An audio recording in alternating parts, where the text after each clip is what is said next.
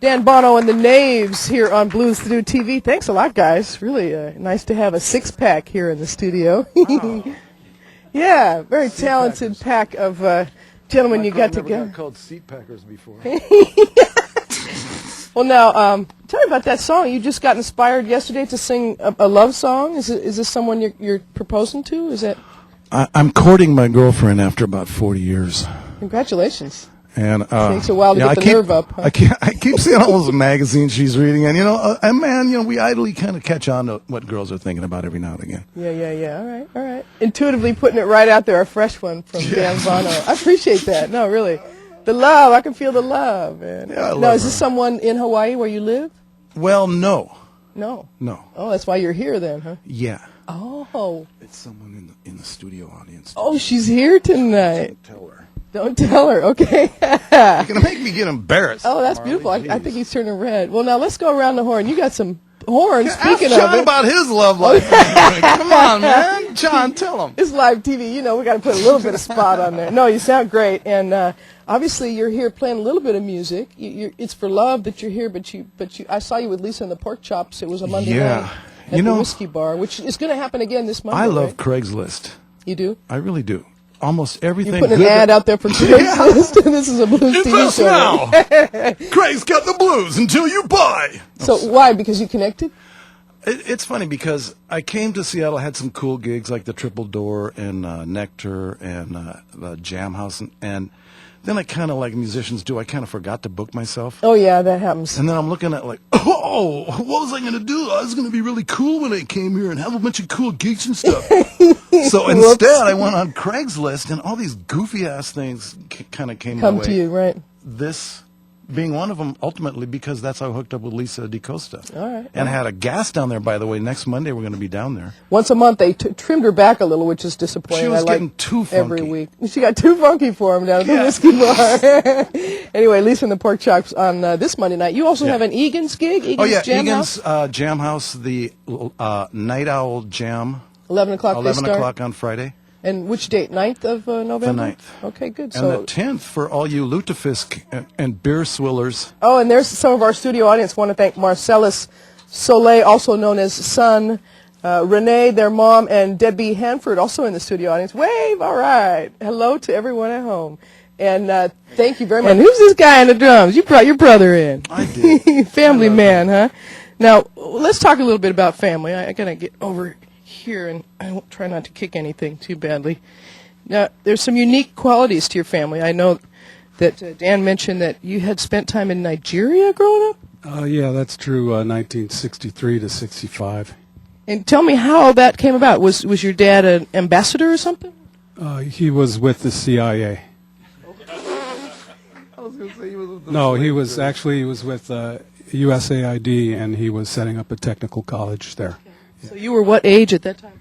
I was 13 to 15. Wow. Yeah. Really influential time. So you had to be influenced by the music, huh, Dan? I mean, Big time, yeah. you his older brother? Thanks, but no. Oh, I stepped right into that one, didn't I? Okay, so now, what were you watching him do as his younger brother?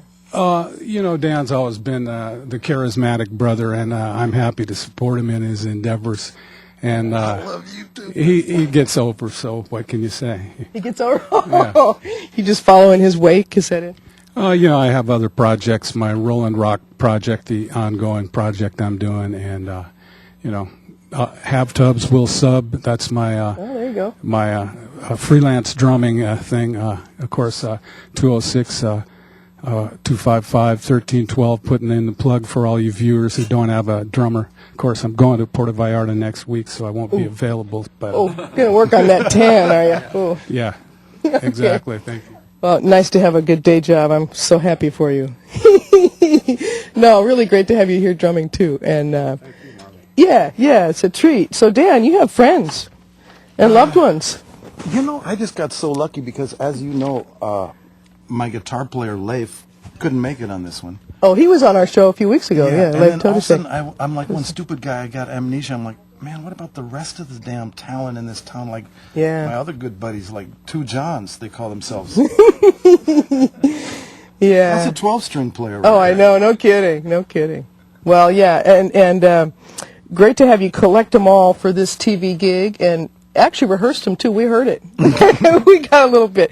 Okay, tell me about, you were in Nigeria. Tell me about Volunteer Park, 1969. What was going on for you then? That was funny. Well, I was thinking about making this big concert. I was over at my friend Jacques Moiteray, the artist guy's house, and I said, well, what if all Seattle came? And he said, that's it. That's what we'll call it. And that's what we'll call it. And it was a groundbreaking, like, controversial as hell thing because we had 15,000 people. They sold out. Thank you. All the Ripple up on Capitol Hill. You remember that Ripple and Cold Duck and stuff? They sold all that crap out up there. Wow. We got in a whole bunch of trouble because our guys were swearing on stage and exciting It was mayhem. 1969. Yeah. You were breaking rules. We had Guitar Shorty. Oh, yeah. We love the Guitar guy who Shorty. does flips and stuff like Not that. Not anymore, but he used to. Yeah. A little old for that. But He yeah. and the guy, Butch Snipes, that was R.I.P., that was in my band, The Juggernaut, at the time, showed Jimi Hendrix a lot of those tricks and all that Shorty, kind of stuff. Shorty was his, brother-in-law, kind of. Yeah. So, yeah, he definitely showed him some of those licks. Well, awesome. Now, tell me about your time with Albert Collins, because you played organ I with loved him. Albert Collins. He was like... The good thing about Albert Collins is, like, he put the fun into the blues. Yeah, he you sure see, did. like, a lot of these sad sacks make me sick because, I mean, I love their craft. I'm glad they practice so much and everything, and it's kind of an easy idiom, but put some life in the crap. Well, the blues man. is not all sad music. It's I'm a very good telling point. you, man, you're making me depressed. Yeah, it's not all sad music. There's some beautiful Come on, upbeat cheer stuff. me up. I'm a lonely citizen, Come on. Well, and the blues is supposed to make you feel good, so, Yeah. I mean, it can But it's funny do that because, either way. for example, I went on the road with Albert, and I went on a short little trip a couple of times up to Canada and played some gigs around here and stuff, but the craziest stuff happened, like I'm sitting there in the border booth going up to Vancouver. This is in the old days, and I hear we all got interrogated and stuff, and I hear the drummer in there, and they're going like, well, you say, have you ever been busted here in Canada, eh? And he's like, no. And they go, well, it seems here, like on the regulations, that you were deported in 1967 or whatever it was. He's like, oh, yeah, that. I'm like, Albert, sounds like we might need to hire a Canadian drummer. So we had to hire a Canadian drummer. In the middle of the set, like, Albert goes like, and then over here on drums, we got, and whoever his name was, and he goes like, he's doing the best he can. And